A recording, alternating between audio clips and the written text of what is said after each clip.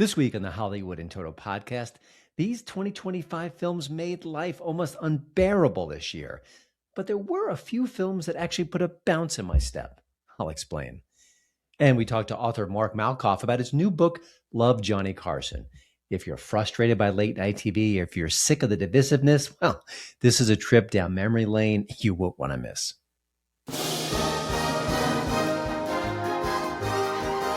Welcome to the Hollywood in Toto Podcast.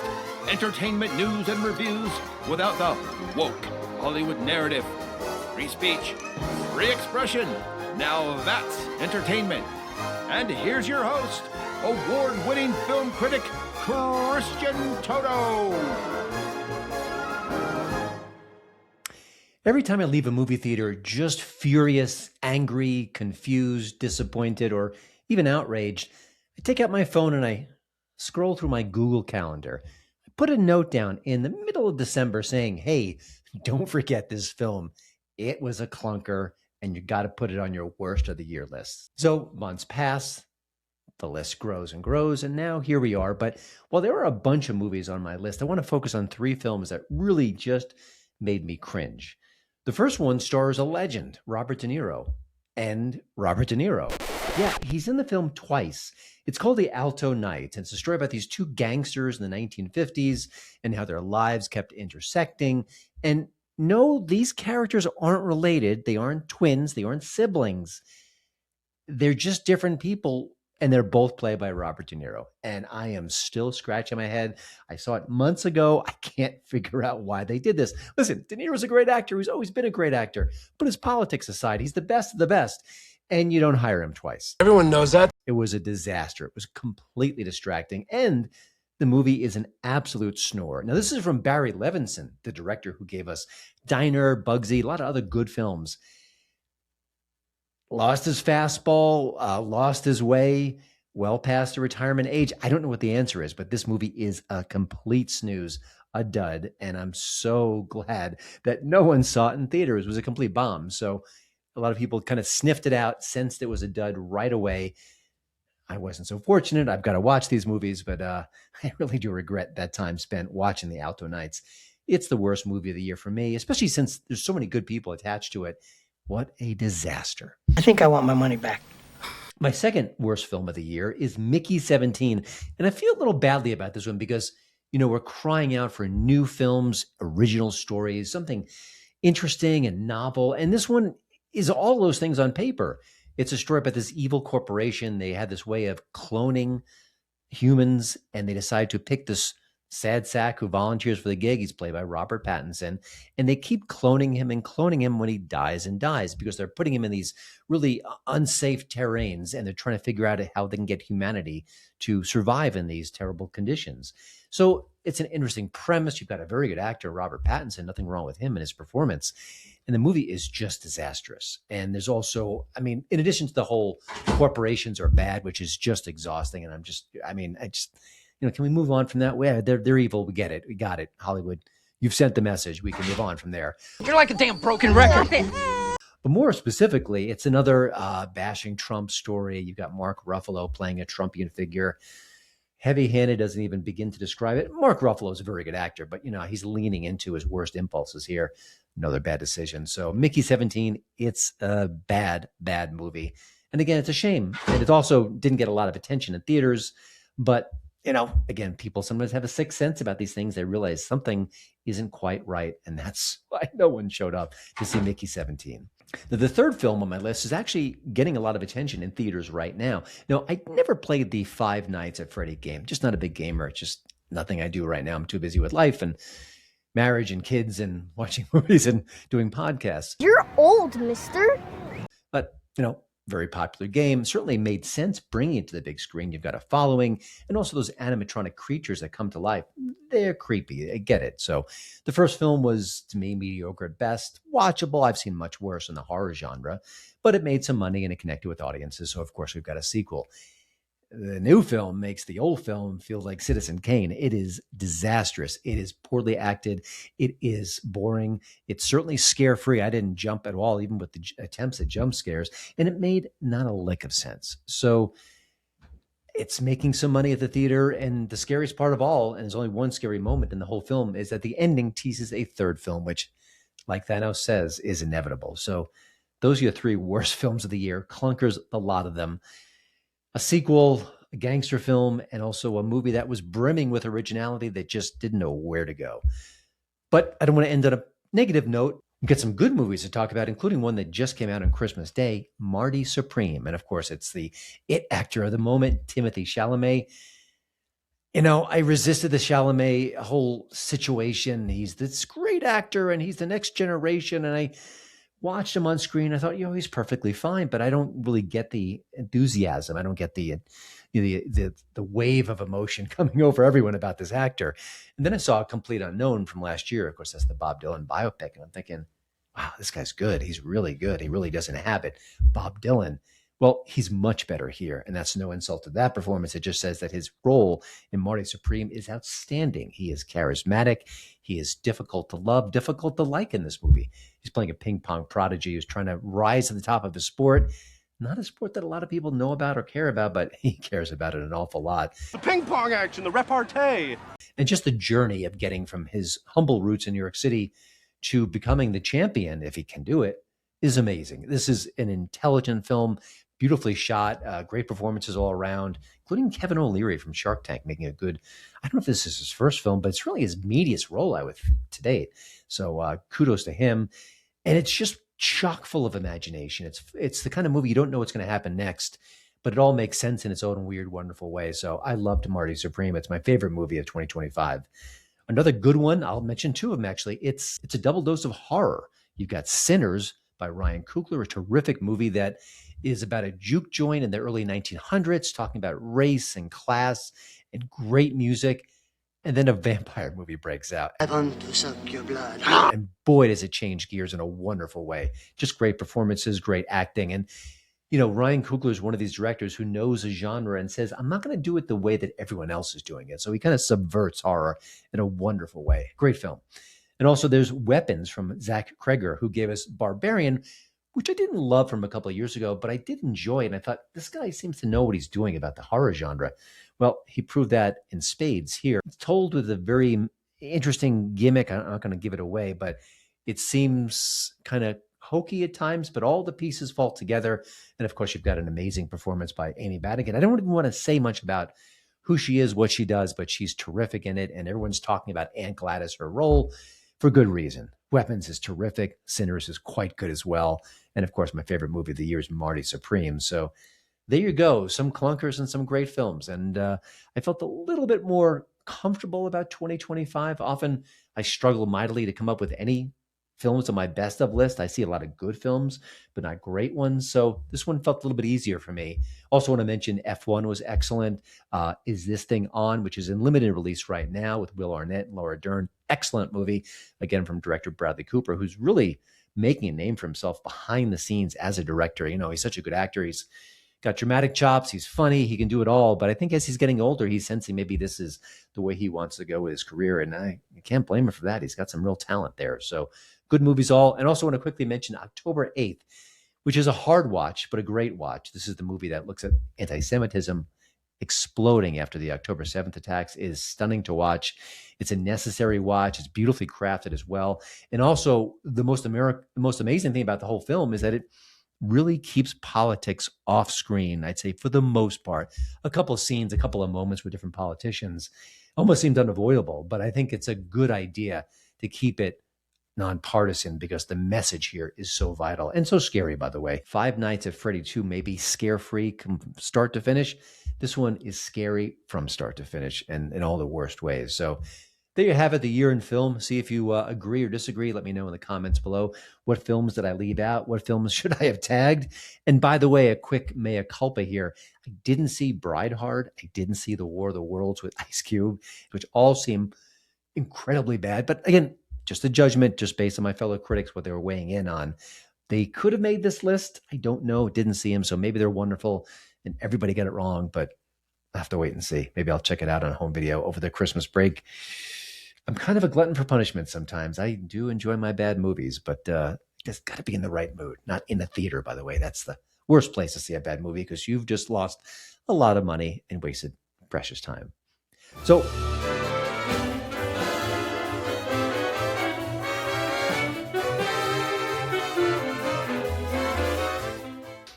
here's Johnny. For 30 years, Johnny Carson ruled late night TV. Now, what's amazing about, there's so many things that are amazing about that, but a lot of people came and went trying to dethrone Johnny over the years. Joan Rivers, Dennis Miller, Chevy Chase. Oh my gosh, these people enter the late night realm and they just fall on their face. It is very, very hard. And as much as I dislike Jimmy Kimmel and Stephen Colbert, you got to give them some credit for hanging around so long. This is a super competitive landscape and they've been able to survive, but nobody did it better than Johnny Carson, with class, with style, with humor, with irreverence, with a sense of a party, with a sense of, hey, we're going to put you to bed each and every weeknight with a smile on your face. It's just magic. To quote Archie Bunker, those were the days. Which brings us to the current late night landscape. It's certainly more divisive. It's certainly angrier. It's more partisan. That Carson model of speaking to both sides and not insulting one half of the country, it's over. Whether it was bound to end at some point, I don't know. Whether someone could kind of catch that Carson vibe and restore it, I don't know. Jimmy Fallon of The Tonight Show, he gets the closest to the old Carson model. He's not overly aggressively partisan. He's trying to put on a show, but he doesn't have Carson's chops. And he is left-leaning. His monologues are clearly attacking the right much more than the left. Not as vicious as the others, but you can sense that, and you can sense he's not really playing fair when it comes to politics. So I think from that perspective alone, he's not really living in that Johnny Carson mold, and that's a problem. You can see his ratings. They are not good. Carson was the king of the hill for so long. Jimmy Fallon, not so much. Nobody's watching. But all of this brings us to Love Johnny Carson. It's a new book that captures the whole history of Johnny Carson from the very start to the end. But it's much more than that. It's a fascinating look at pop culture. It's a behind-the-scenes take on what happens at NBC, how the sausage is made, you could say. But my favorite part of the whole book is just so many incredible stories with some of the biggest stars on the planet. Burt Reynolds and Judy Garland, just star after star after star. Some of the anecdotes are wonderful. Some of them are silly. Some of them are dark. And some of them are really tragic too. It's all here. It's an amazing book. I highly recommend it. It's an incredible read. It's the kind of book you can read in short doses, or you just want to kind of run through it because it's so darn entertaining. And I'm so happy to have the author of this book, Mark Malkoff, on the show this week to talk about all things Johnny Carson. And before we get into it, I want to mention that just for people who listen to the show regularly, this could have gone in a very political direction, but I didn't want to do that for a couple reasons. One, I don't know what Mark's politics are, and I didn't want to really bombard him with it. And also, in the way it's an honor and a tribute to Johnny himself, who was not political. He may have had his views, he may have injected them a time or two, but he really, for 30 years, kept it to himself and entertained all parts of the country, the left, the center, the middle, didn't insult those who didn't agree with his point of view.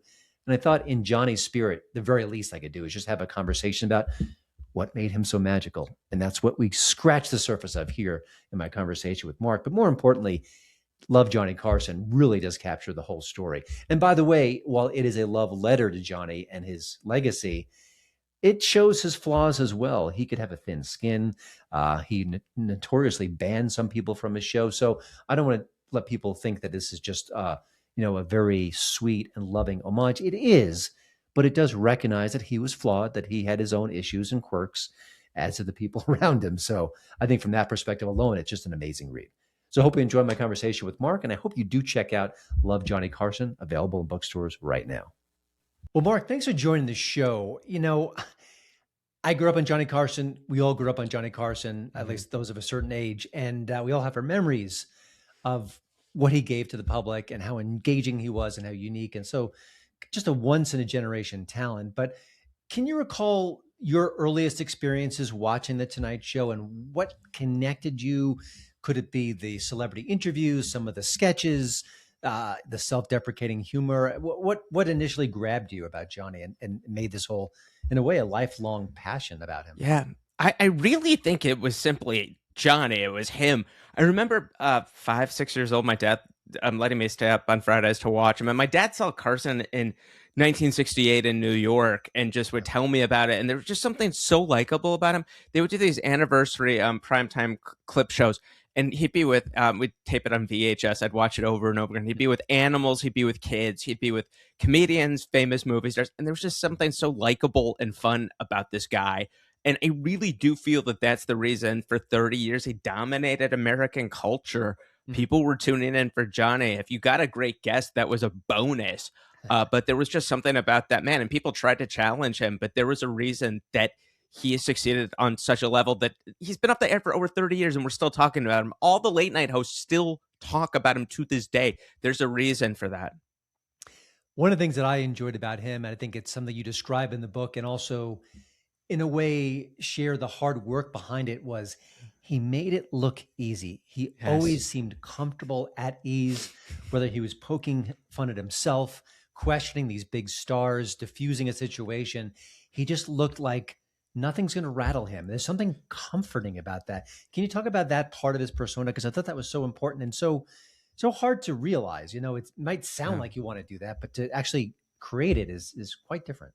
He made it look easy in the beginning. The show was an hour and 45 minutes, and it went down to 90 minutes, and he would protect his energy like a quarterback starting on a Sunday every show day. I mean, the amount of energy that man expelled. I mean, he'd be working on the show at home during the day, up and go maybe an hour or two before showtime show up, but it was just to protect his energy. As an introvert, being around people would zap his energy unless he was hosting that show.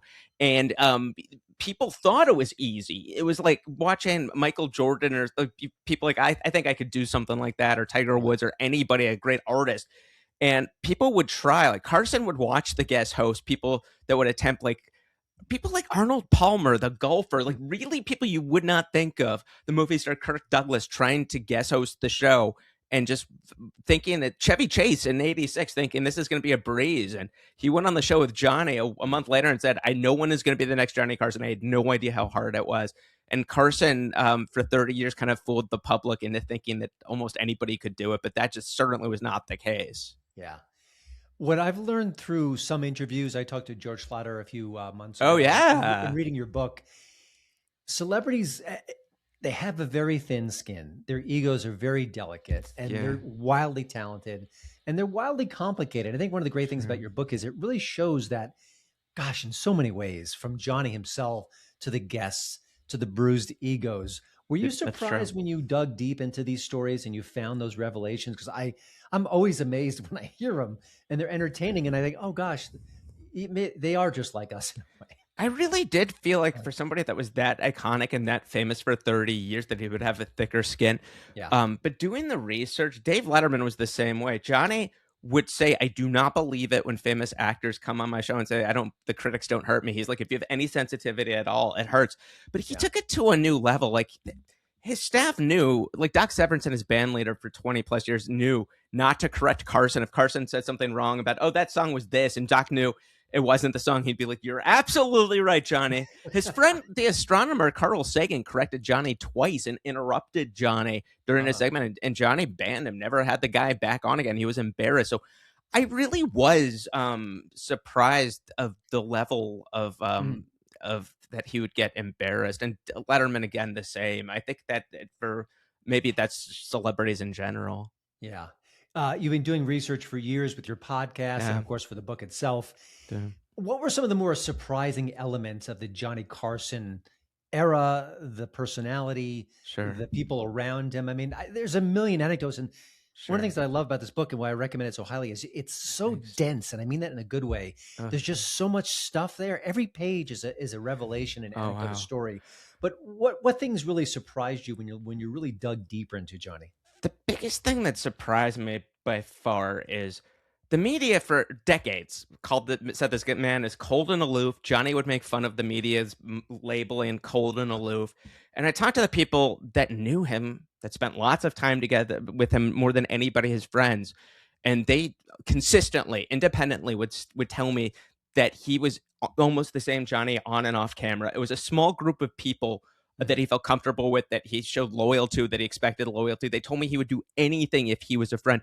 And just to hear that he was the same guy on and off, maybe a little less gregarious, shocked me. I really did believe the cold and aloof thing. And he was that to some people. I mean, self-preservation.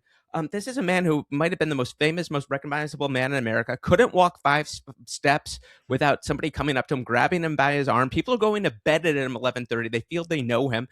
FBI routinely protecting his life from threats. Mark David Chapman, who killed John Lennon, had a short list of people to kill. If it wasn't Lennon, Carson was on the list. The guy protected his energy, like I mentioned before. So the cold and aloof thing and he was shy as well. So that was part of his personality. But this other guy that was actually very similar to the person that for 30 years, I don't think you can fool the American public and not be yourself for 30 years out there like that. That and all the generosity. And I couldn't even fill the book with all the kind things that he did behind the scenes and didn't want acknowledgement. Those were all the things that I was shocked. I had no idea when I started this. I really did think from some of the other Carson books and just everyone cold and aloof, did the show, just not the greatest guy, end of story. And it was way more complicated than that. And we go into that in the book. Yeah. There's so many celebrity anecdotes that are amazing. I think I was the most touched in a way by the Judy Garland segment of the book. Sure. Can you talk about that real briefly? I want to tease the book and I can't spoil it because there's so much here, but I just thought that was such a fascinating chapter.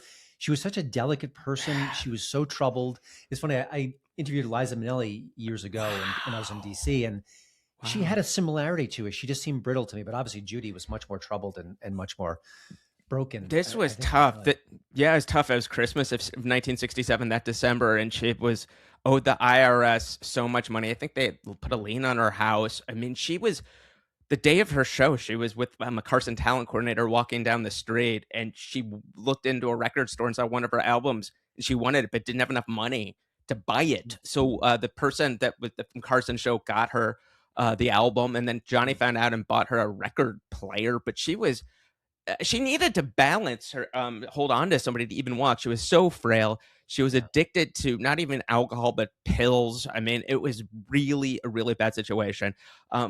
Carson's driver said that she looked like she was on her bed. In rehearsal, there were people I had talked to that said they didn't know if she's going to be able to go on. It was just really a really sad situation. And Johnny just really appreciated her work. I mean, Johnny was a movie usher when he was a teenager in Nebraska, and grew up, watching her and wanted her just to shine. And she was one of those things where she would be calling Johnny for like a solid week at the office nonstop. And like somebody that knew Liza Minnelli said that, people in Judy Garland's life would stop talking to her, including Liza at that point, because Judy Garland was incessant. She would not stop calling people and was just not in the best state of mind. And then Johnny's driver did mention late on a Saturday night, they were driving the two of them around, and she was staying at the Plaza Hotel at that point, and Johnny took her inside and came out an hour later. I do not know their relationship, but Carson definitely was a ladies' man and got around, but I can't imagine Miss Garland in that state that would have been a relationship that Johnny was interested. I could be off on that. But it's really sad. She got through the show and then didn't last more than 6 months before she died. Something like that. Maybe it was 6 months, but it was definitely really sad. Yeah. It's a remarkable chapter in the story. And what a way for a legend to go out too. One of the things I love reading about older showbiz stories is that the more things change, the more things stay the same. Between the animosity between Johnny initially and the media, which didn't take to him right away. That's right. I just feel like life circles back in so many ways. Did you feel that when you were researching the book and doing these interviews? Like, I just felt a lot of modern day parallels. I know the technology is different, the culture is different, but some things just don't change. I mean, entertainment at the end of the day is entertainment, but it does grow on people. Conan O'Brien, certainly, when I was going to his show, when he first started the first year, couldn't fill the studio audience. It was less than 200 people. No one wanted to be there. No one liked him. Now he's a rock star. I mean, the younger people, he's out of all those late night personalities, he's probably the most popular right now and beloved. People were used to this other guy, Jack Parr, who was the biggest thing in TV, controversial, would cry on the air, feuds with some of the biggest people. People like Jimmy Hoffa sued him. And Carson was like, I'm going to do an entertainment show. People are going to bed at 11:30. I'm going to be entertained. And that really, critics were calling him bland and boring compared to Parr. It just took a while for people to really get it. And he was a game show host previously. And once America sees you as one thing, it it can take some time for that to develop, for them to accept you as someone. And that definitely took Carson. I do see parallels today with anything that's new. Sometimes it definitely takes a while for people to come around.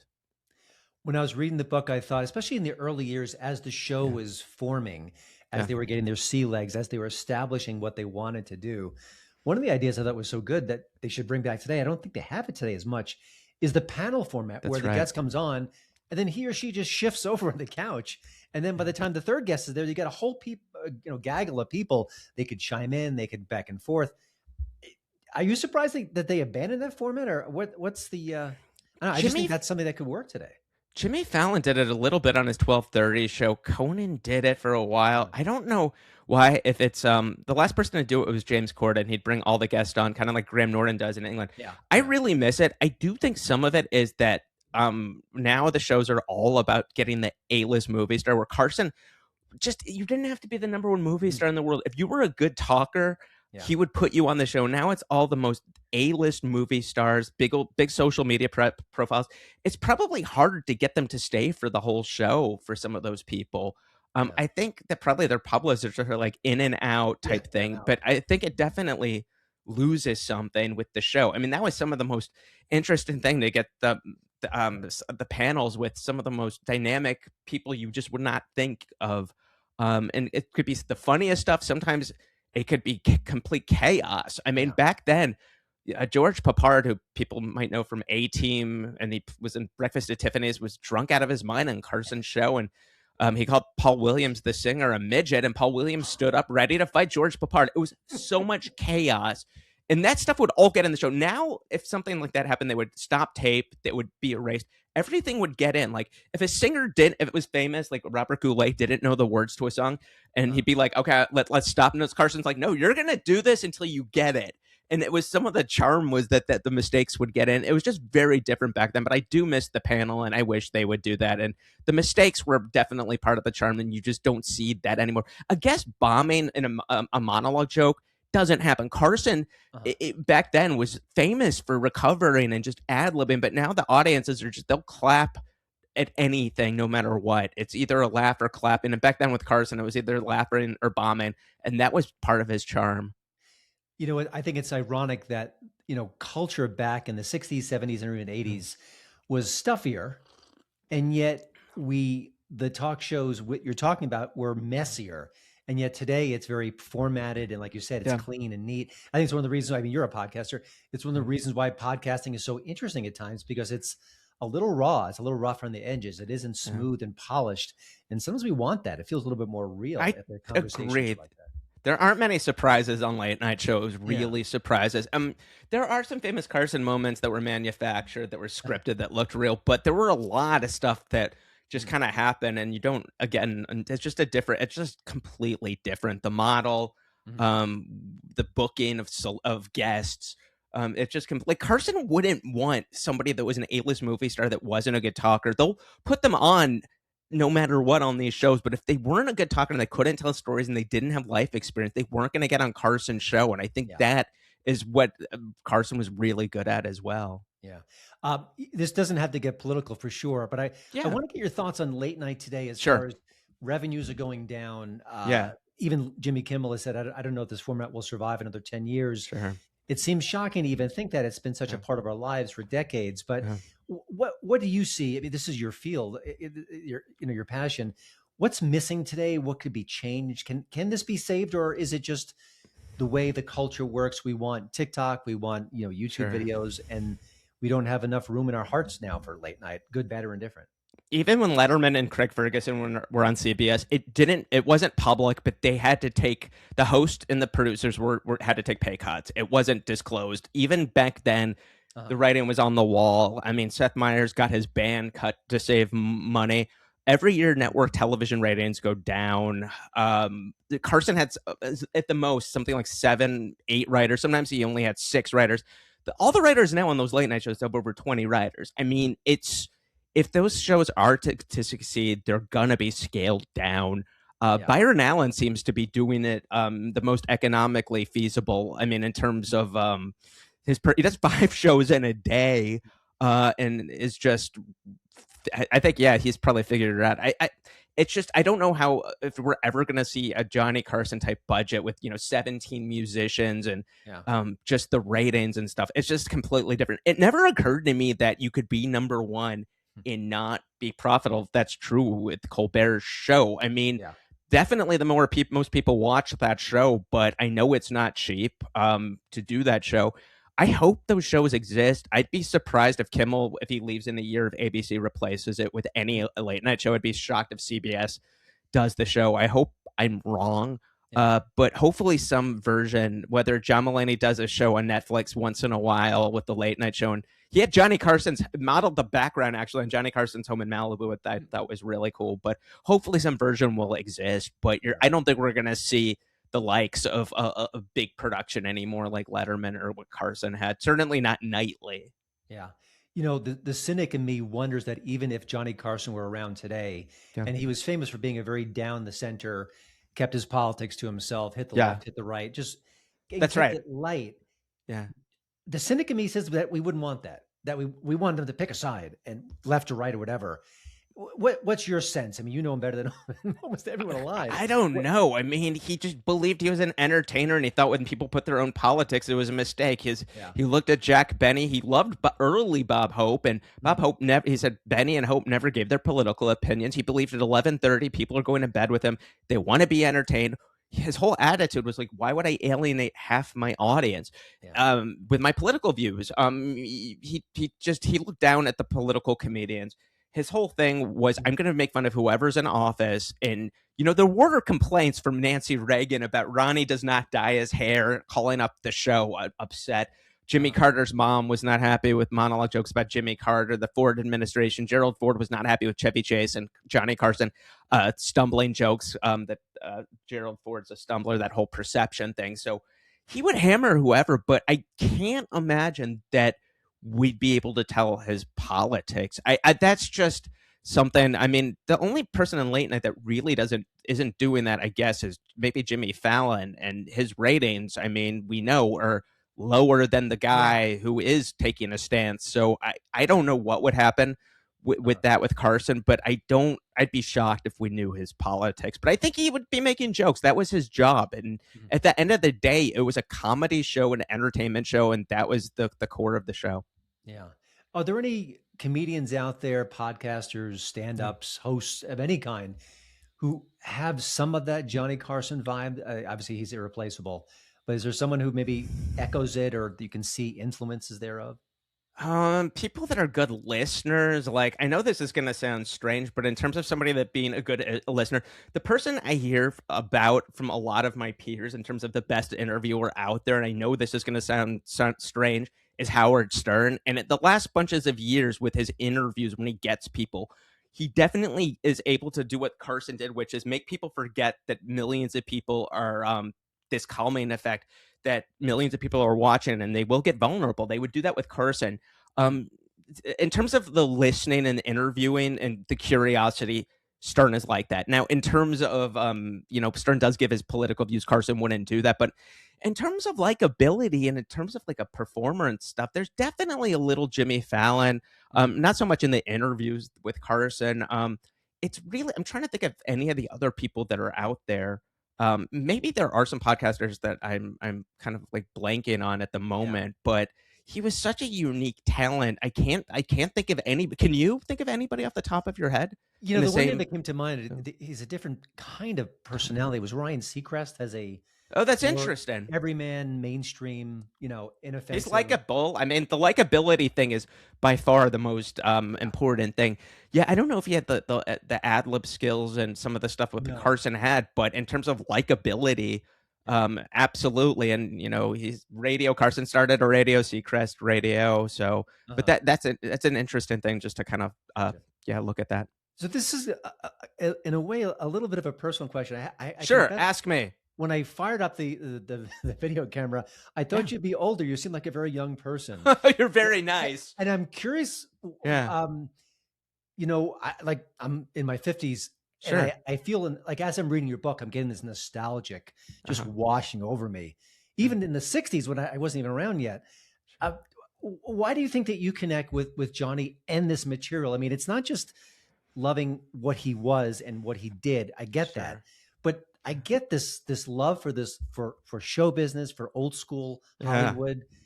That kind of bounced off the page for me. I was kind of Oh, curious what your thanks. I thoughts think were. my dad just really got me into old school show business early. Like people in kindergarten were talking about, Mickey Mouse, and I'm talking about Jerry Lewis and Buddy Hackett. I mean, my dad got me into this Stanley Kramer's It's a Mad, Mad, Mad, Mad World, and it's like I knew Jonathan Winters and all these people, and Carson Show really was my education in the old school show business. It was just this Yeah. really incredible party, it seemed like.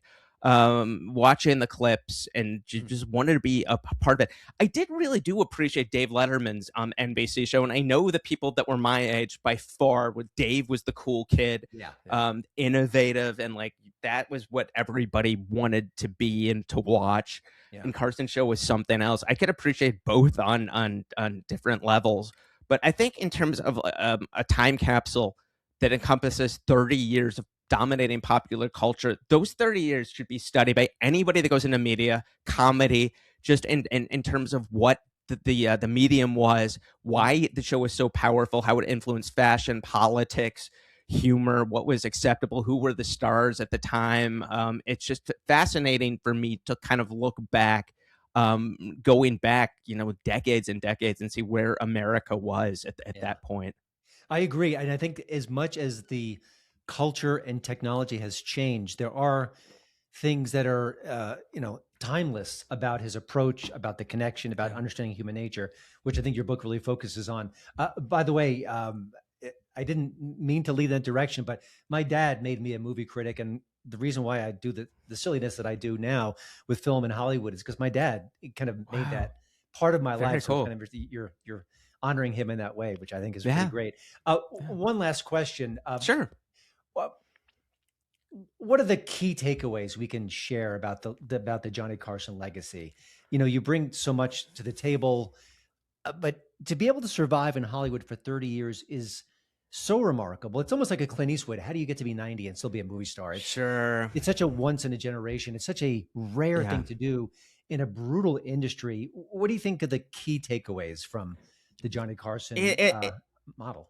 It's good and bad. I mean, in 1970, when he has all this competition, and at 11:30, he just can't enjoy his life. At 11:30, he's watching four televisions. He's watching his own show, his competition, Dick Cavett, David Frost, and either Joey Bishop and Merv Griffin. The guy had trouble, I think, enjoying it. He would say back then, all I ever think about is watching is the show. Something would have to suffer, and that was his family life, his kids, his marriages, which I don't think anybody wants to emulate, but I don't know if he would have been able to succeed at the level he did without it. So the work definitely, I mean, in terms of the work, it speaks for itself. That's what he wanted to be remembered by. That's why he left when he was 66 and 92, because he didn't want the work to suffer. He thought Bob Hope stayed around way too long.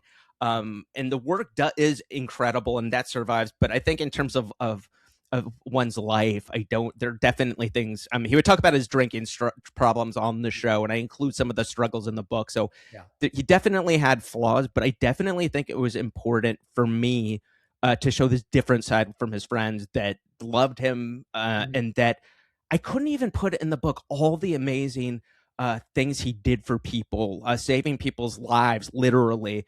I put some of them in there, but it was like one thing after another, and it goes against everything that Johnny Carson thought that the media made him out to be. And I thought that was important too in his legacy and in the book.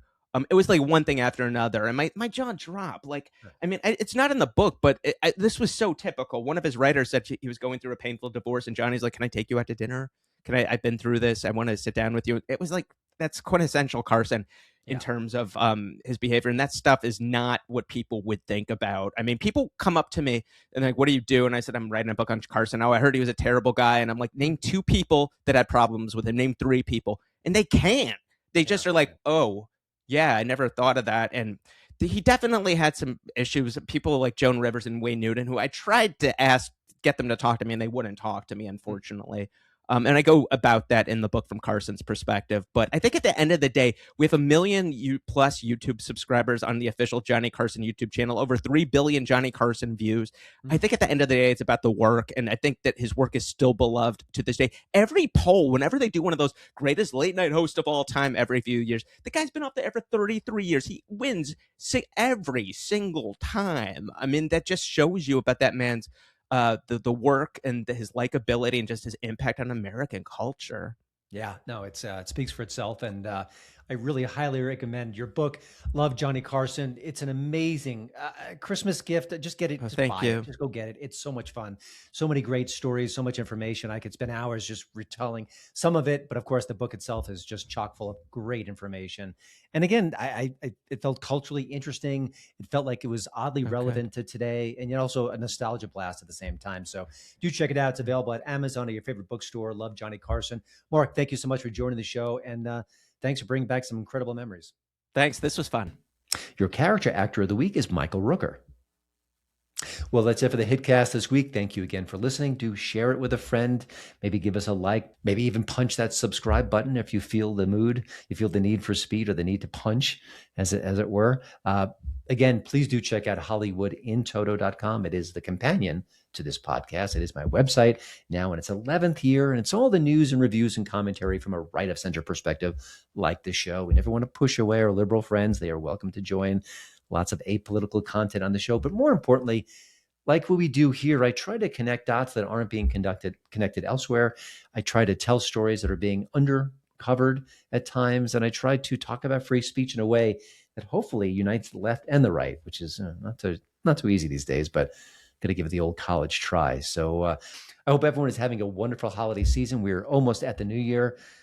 Oh my, 2026 coming in hot. So we'll see how that goes. But for now, everyone have a wonderful time. Doctor's orders.